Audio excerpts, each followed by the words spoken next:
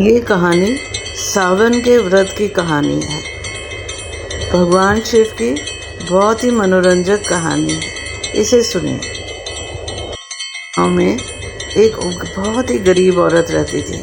वो अपने बेटे के संग रहती थी और किसी तरह से अपना गुजारा करती थी। दोनों मेहनत मजदूरी करते और अपना जीवन यापन करते। फिर एक दिन बूढ़ी अम्मा ने सोचा कि अपने जवान बेटे की शादी कर देनी चाहिए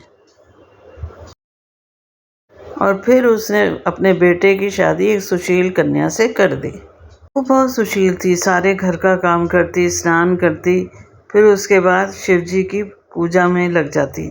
वो शिव जी की बहुत गहरी भक्त थी और वो चाहती थी कि बाहर मंदिर में जाके शिव जी की पूजा करे। उसने कहा, माँ जी, सावन का महीना शुरू हो गया है, क्या मैं मंदिर में जाके भगवान शिव की पूजा करूं?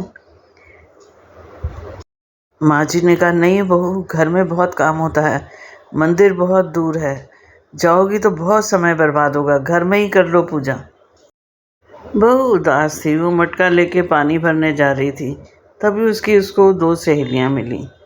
उन्होंने पूछा, तुम कहाँ जा रही हो? सखियों ने कहा, और कहाँ जाएंगे, पूजा की थाली हमारे हाथ में है, शिव मंदिर जा रहे हैं, तुम भी साथ चलो।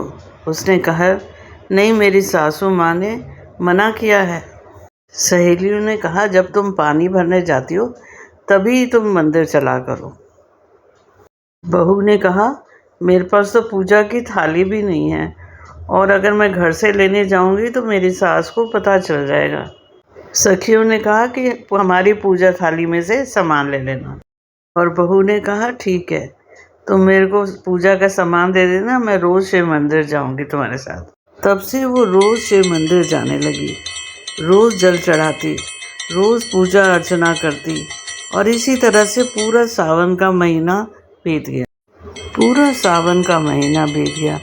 आखिरी दिन आया, उसने व्रत रखा और उसने सोचा कि मैंने पूरा समय अपनी सहेलियों की सामग्री से ही पूजा की है, तो अब मैं कुछ शिव जी को अर्पण करना चाहूँगी। तो उसने शिव भगवान से प्रार्थना की, हे भगवान, मैं बहुत गरीब हूँ, मैं आपको ज़्यादा कुछ नहीं अर्पण कर सकती, ये नथ उतार के देती हूँ। फिर उसने नथ को धोया और शिवलिंग पर चढ़ा दिया। जब वो घर आई तो अपना मुंह छुपाने लगी, लेकिन सास ने देख लिया और पूछा कि वो नथ कहाँ है? तो उसने कहा, माता जी, शायद कहीं रास्ते में गिर गई, मुझे पता नहीं।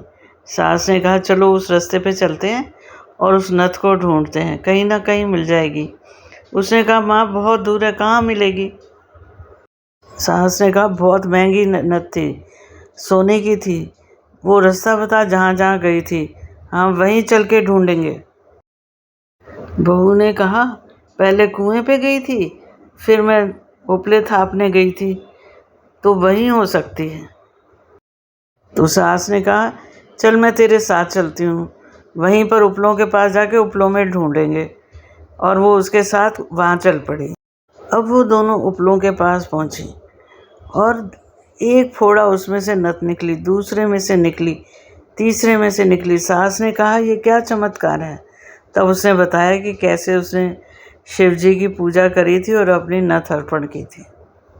तभी वहाँ शिव जी प्रकट होते हैं और उनकी सास को कहते हैं, ये चमत्कार मैंने किए, तुम्हारी बहू की भक्ति भाव से प्रसन्न होकर मैंने ये किया और अब कभी भी आपको धन्य दान की कमी नहीं होगी, हमेशा आपका घर भरा रहेगा और गरीबी दूर होगी।